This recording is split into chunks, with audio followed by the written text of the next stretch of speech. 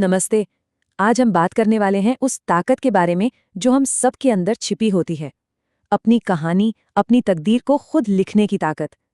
ये सफ़र शुरू होता है उस एहसास से जब हमें लगता है कि हमारी कोई कद्र नहीं है, और ये हमें उस मंजिल तक ले जाता है जहां हम खुद अपनी कलम उठाते हैं और अपनी किस्मत लिखते हैं।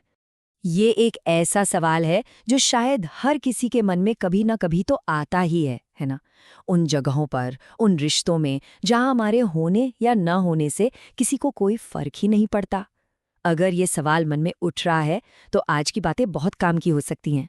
तो चलिए सीधे मुद्दे पर आते हैं। यहाँ पर जो सलाह है वो बहुत सीधी और साफ है, लेकिन उसे मानना उतना ही मुश्किल हो सकता है। कहा यह जा रहा है कि उस इंसान या उस जगह को छोड़ देना ही बेहतर है जहाँ हमारी कीमत ना समझी जाए, क्योंकि जहाँ कदर नहीं वहाँ रुकने का मतलब है धीरे धीरे खुद को ही खत्म कर लेना। और इसी से जुड़ा है अगला कदम, आत्मसम्मान को चुनना। रिश्तों की भीख मांगने से कभी भी सच्चा सुकून नहीं मिलता, ये तो अपनी ही कीमत गिराने जैसा है। और सच तो ये है कि आत्मसम्मान से बढ़कर कुछ भी नहीं। अब यहाँ एक बहुत ज़रूरी बात समझनी है, किसी को या किसी चीज़ को छोड़ देना ये हार नहीं होती, बिल्कुल नहीं। असल में ये एक बहुत बड़ी जीत है। चलिए देखते हैं कैसे। देखिए, दुनिया जिसे हार समझती है और जो असल में जीत है, उसमें जमीन आसमान का फर्क है। दुनिया शायद सोचे कि किसी ने छोड़ दिया तो ये हार हो गई, लेकिन सच तो ये है कि ये एक बोझ का उतर जाना है, एक ऐसे रिश्ते का बोझ जहां कद्र ही नहीं थी। तो ये आजादी है, हार बिल्कुल नहीं। तो ज़रूरी बात यह है कि अपनी एनर्जी सही जगह पर लगाई जाए। ज़रा सोचिए, उस इंसान को पाने की जिद करने का क्या फ़ायदा जिसे किसी के खोने का डर ही नहीं है। ये तो अपनी कीमती एनर्जी को एक ऐसे कुएं में डालने जैसा है जिसका कोई अंत ही नहीं है। कभी-कभी ना सबसे पावरफुल जवाब होता है खामोशी। दूर हट जाना कोई कमज़ोरी नहीं, बल्कि ये खुद को बचाने और अपनी कीमत समझाने का एक तरीका है। बहस करने से बेहतर है अपनी गैर मौजूदगी का तोहफा देना। और आखिर में नुकसान उनका होता है जिन्होंने एक सच्चे इंसान को खो दिया। तो जब वो बोझ उतर जाता है, तब असली काम शुरू होता है, अपनी कहानी को फिर से लिखने का। और इसके लिए जो सबसे ताकतवर हथियार है वो है कलम। चलिए इस बारे में थोड़ी और गहराई से बात करते हैं। ये बात बहुत गहरी है, इसे समझना होगा।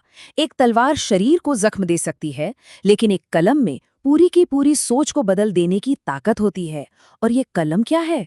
ये है हमारे शब्द, हमारे काम और हमारी मेहनत।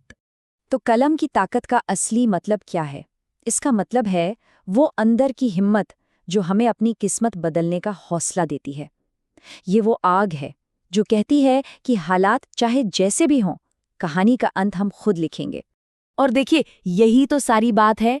जो इंसान अपनी कहानी लिखना सीख जाता है ना, वो अपनी हालत को बदलना भी सीख जाता है। और यहाँ लिखने का मतलब सिर्फ कागज पर लिखना नहीं है, बल्कि अपने कामों से, अपनी मेहनत से एक नया चैप्टर लिखना है। ठीक है, लेकिन अब सवाल ये उठता है कि ये किया कैसे जाए? अपनी कहानी को अपने हाथ में लेकर एक नया मोड़ कैसे दिया जाए? इसके लिए कुछ बहुत ही ठोस कदम हैं। तो इसका एक पूरा रोड मैप है। पहला कदम, अपने डर को खत्म करो। दूसरा, आंसू पोंछकर काम पर लग जाओ, मतलब लिखना शुरू करो। तीसरा, अपने काम को, अपने शब्दों को ही अपनी पहचान बनाओ। और आखिर में इतनी मेहनत करो कि इतिहास में नाम दर्ज हो जाए। एक बात हमेशा याद रखने वाली है कि हर इंसान अपनी जिंदगी की फिल्म का हीरो है, और हीरो मुश्किलों से लड़ता है, गिरता भी है, लेकिन अंत में कभी हारता नहीं है, वो जीतता ही है। और आखिर में उन लोगों का क्या जिन्होंने कभी कद्र नहीं की, उन्हें जवाब कैसे देना है? इसका जवाब शब्दों में नहीं है, बल्कि एक बहुत ही पावरफुल चीज में छिपा है। पहला नियम, बहस में अपनी एनर्जी बिल्कुल बर्बाद मत करो, क्योंकि जिन्हें समझना ही नहीं है वो कभी नहीं समझेंगे। आपकी शांति सबसे कीमती है। दूसरा नियम, किसी को भी अपने फैसलों के लिए सफाई देने की कोई जरूरत नहीं है। आपका रास्ता आपका है, उसे किसी और की मंजूरी नहीं चाहिए। और तीसरा, सबसे शक्तिशाली नियम, बस चुपचाप दूर हो जाओ और अपना पूरा ध्यान अपने काम पर लगा दो। क्योंकि जानते हैं, सबसे बड़ा और सबसे करारा जवाब क्या होगा? वो होगी कामयाबी। जब आप कामयाब हो जाएंगे तो किसी को कुछ भी कहने की जरूरत ही नहीं पड़ेगी। कामयाबी खुद सब कुछ बोल देगी। मेहनत इतनी खामोशी से हो कि जब जीत मिले तो उसका शोर पूरी दुनिया सुने। और यकीन मानिए, सफलता की गूंज उन कानों तक भी पहुंचेगी जिन्होंने कभी आपकी आवाज को अनसुना कर दिया था। तो अब कलम हाथ में है। सवाल बस इतना है कि कहानी के अगले पन्ने पर अब क्या लिखा जाएगा। फैसला और ताकत दोनों ही लिखने वाले के पास हैं।